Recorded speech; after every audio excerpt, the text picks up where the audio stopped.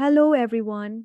Today we are going to talk about Astro Vastu, which has become a hot topic of conversation these days. Its name itself is such that it includes both astrology and Vastu.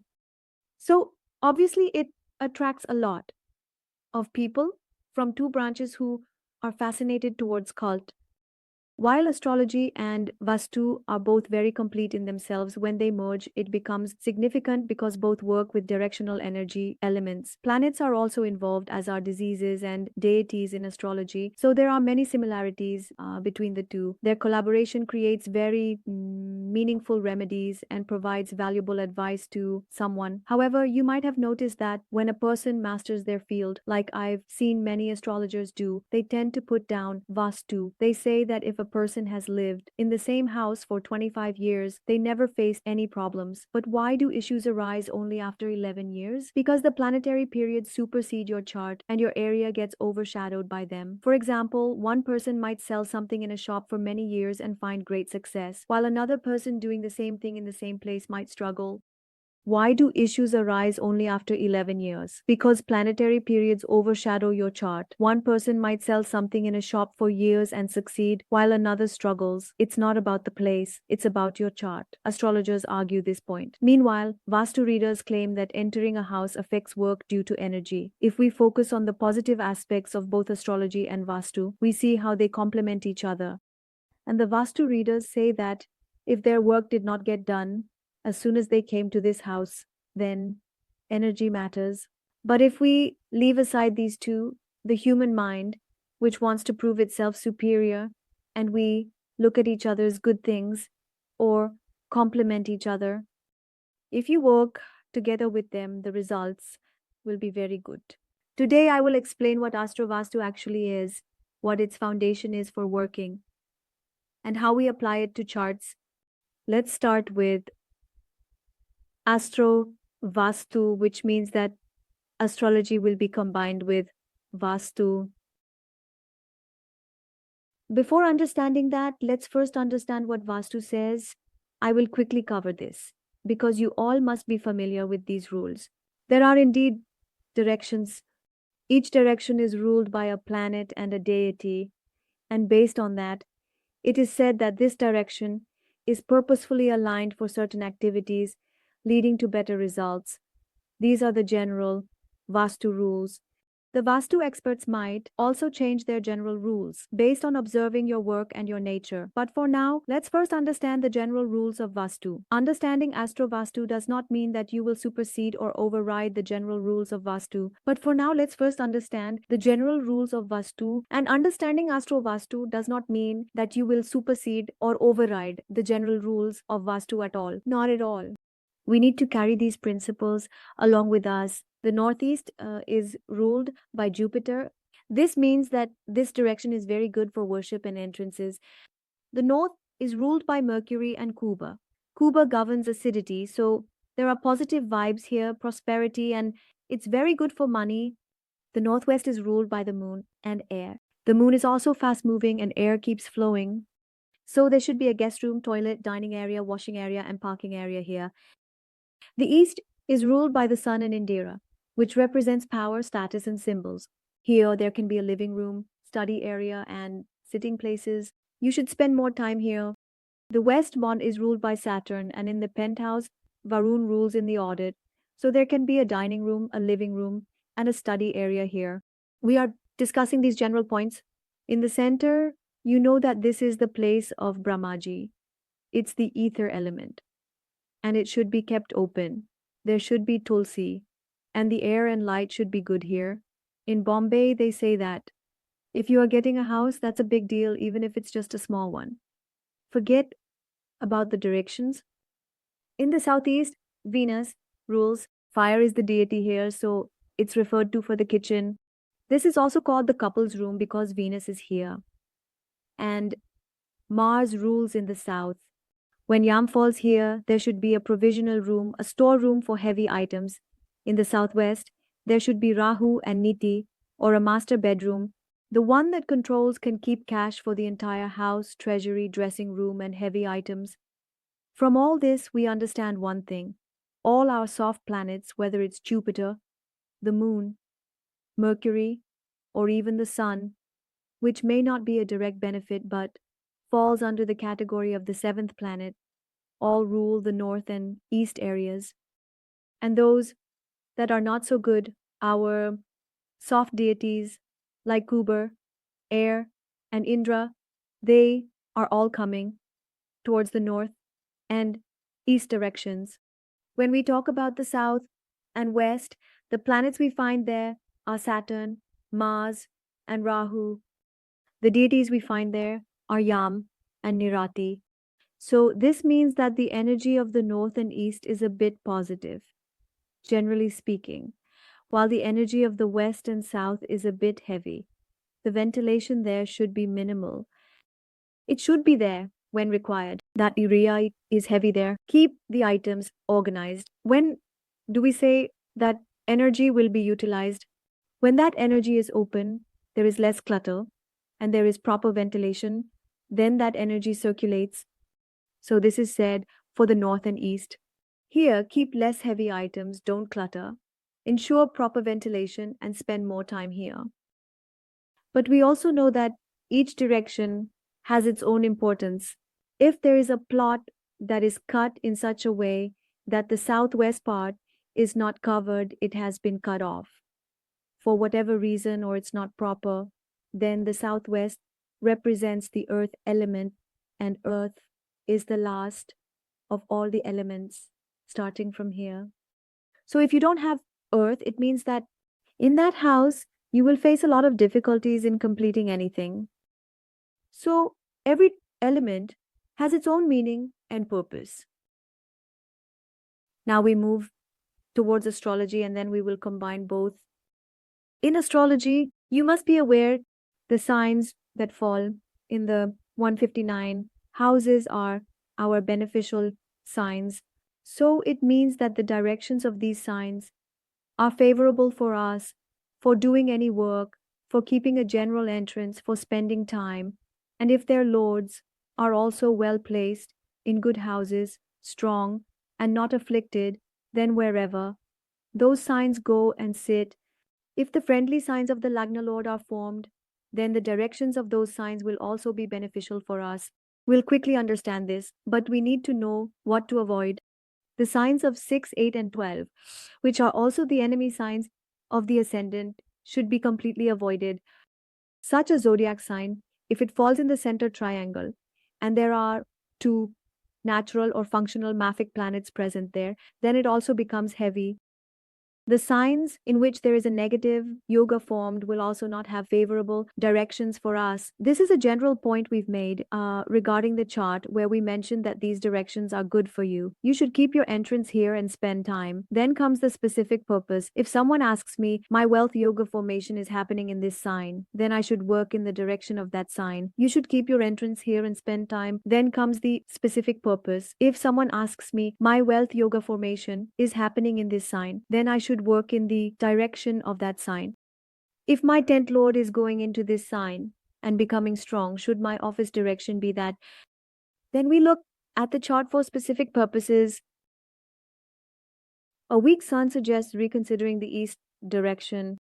Suppose sun is very weak in someone's chart, then we should think again whether east direction will be good for them, because the sun, which represents the east direction, is weak in your chart. Mars is functional. Is the south not good? Because Mars represents it. Some rules override Vastu's rules. So, should we say that the south direction won't be good for you because Mars is a functional planet for you and it represents the south? Here are some rules that start to override the general rules of Vastu. And we also look at other points for that. Let's move forward and understand. Now we will work on collaboration between the two. So, keeping in mind the general rules of Vastu and understanding the combinations of charts, we will explain which direction will be more beneficial for you for specific tasks. Then, the client's nature, temperament, and work are also considered to suggest the appropriate direction. For example, if someone is a police officer and their Mars and Capricorn signs are strong, then the south direction will be very good for them. If someone runs a beauty parlor or works in PR, then the west direction will be very good for them. The west is about connectivity. What does air do? It connects. If someone is a teacher or a priest whose work is honest, then the north and east selections will be very favorable for them. Why? Because there is the seventh energy there. So now you are doing the seventh task. This work will be beneficial for you, and the planets that are influencing this are Mercury and Jupiter, which again represent teaching and guiding consultation. If someone is in glamour or politics, then they might benefit more from the southeast or southwest direction, especially if Venus and Rahu are also well placed in their chart. If Libra is strong, that's even better. No, energy is bad. People are able to handle situations like if someone is a teacher but they don't do their work honestly and your entrance is in the north or east. Right now, that same direction will be necessary for you because you've used that energy, but you haven't used it well. If you're an honest police officer, the south direction won't say anything to you. So, no energy is bad. The southwest direction isn't bad either, especially for those in politics who want to gain power, provided that the combinations in your chart are helping you. Let's understand how astrological directions work. Aries and Taurus are referred to as the east. Gemini is in the southeast, while Cancer and Leo are in the south. You can read these directions here. Then, each planet has its own direction. For example, the sun is in the east, the moon is in the northwest, Mars is in the south, and Mercury is in the north. We had understood this further as well. Mars suits kitchens, Mercury learning, Jupiter worship, Venus dining, living bedrooms, Saturn storage, office. If someone's chart has good significators and significator planets, they can be used for dining and store items. Mars can be used for the kitchen and machinery, Mercury for learning, Jupiter for worship, Venus for dining, living, and bedrooms, and Saturn's direction can be used for storage purposes or for office work. The direction of Saturn is our west. This means that if Saturn is your significator planet in your chart, you can sit in the west direction to do your office work, which is the direction of our Saturn. The direction of our Saturn is our waist. This means that if Saturn is your significator planet in your chart, then you can sit in the west direction to do your office work.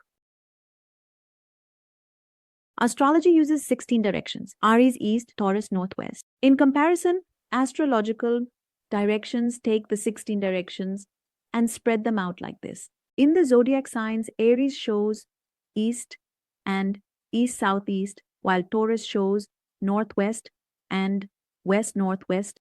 All these 16 directions are divided among different zodiac signs, which you can see on the screen.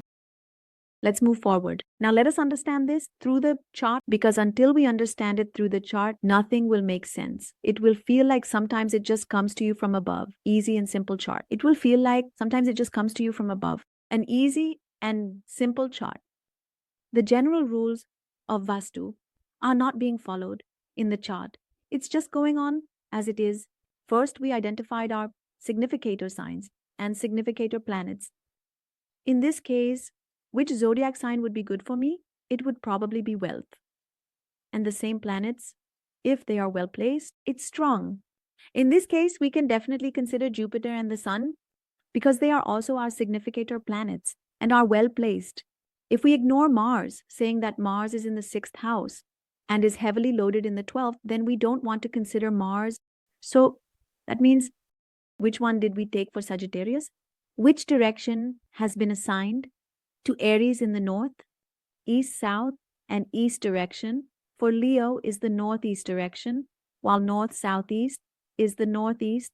These directions keep coming back to us repeatedly. Jupiter is not in northeast and east direction, so it becomes very easy in such simple charts to say that this is a general rule. It seems the same in your chart as well. So the openings you should spend more time on them.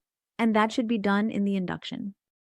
But if someone asks me which direction is not good for me for a purpose, so that means the signs falling in the 6th, 8th, and 12th houses are those that are not friendly to the ascendant. And there is some affliction happening here. I will leave Taurus because there are two natural malefic planets sitting there. Ketu is in the 8th house and Ketu is in Cancer, so I will leave that. I will also leave the planets in Scorpio. Whether it's a friendly sign to my ascendant and how strong their load is, I need to consider that as well. If they tell me that my wealth yoga, the formation that is happening is in Taurus, because there, my Venus and Saturn, which are either for my horoscope or are significator planets, it comes to mean the very important thing, both are sitting together, they are under the same umbrella, and it's a good sign for both of them. It's a high sign for the moon as well, and it will also show me inheritance. They are my chariot lords, and Mars, being the 5th lord, also contributes to wealth yoga. So should I keep some article related to these planets in Taurus, meaning in the northwest, so that my wealth yoga gets activated? To activate any planet, well, they say this, whenever a planet's period comes, it shows its presence in your house in that direction. Okay, if Jupiter's time period comes, then Jupiter will show its presence in the northeast direction because it is sitting in Sagittarius, right? It can show through the yellow color. It will make its presence felt there through any of its articles. So I tell them that you should have Taurus in the northwest. To you should not keep anything like these articles because that is the zodiac sign, which is read in your 6th house and is not the friendly zodiac sign of your Lagnesh. The moon that comes in between has its association with Mars, which is more of a malefic. They have never benefited from inheritance. In fact, they had to let go of everything. Let's move forward. This is a Gemini rising sign, which is their moon. It is in the categories. So whether I take the ascendant chart or the moon chart, the significator signs for me will remain the same, which are Mercury, Venus, and Saturn. I will also look at the strength of all three planets. Mercury has gone into the 7th house, and it is in a burnt sign. Generally, the lord of a burnt sign looks back at it. So the burnt impact either ends or diminishes. But Mercury is not that strong. So if I even leave Gemini, I further understand that Venus is well placed in its own sign, but it has come into Papa Kartari. Then I go, neither are they sitting. They are in place, except for the aspect of Mars. There is no malefic flexion on them. So, if I had to suggest the best action for them, I would say that West is best for you because Saturn is also sitting strong in its own sign, and Aquarius falls in your prophet house because we have taken Aquarius to the West. The directions for astrology, Vastu rules, and Saturn are the same. Why did this chart come to me? This is a chart of one child. He said that our money got blocked in the house. We had bought, after becoming essence, these babies. One thing to note is that the second lord, the moon, is afflicted in the 4th house of Rahu. So it is in a sign of a square. We took the direction to the north. I asked them if the house has a north opening. So they said, yes, that house has its door opening to the north. So the sign where your second lord is getting afflicted, that impact, that energy was felt by the child. After their arrival, and they started feeling the blockage of money. However, this didn't last for too long. Yes, he got to see this on impact. we analyze which directions benefit us using charts. For example, Scorpio is set aside due to Rahu's placement. Moving to Pisces, Jupiter is retrograde, but in its own wealth with a benefic aspect. Thus, east and southeast are favorable directions for Pisces. Additionally, Cancer's direction is promising. Due to the moon's recent placement, if there is an aspect from a benefic planet, then for Pisces, the good directions I would suggest are east and southeast. Now, what other good directions could there be for them? The direction of Cancer could also be good, because the moon has also been recently placed there.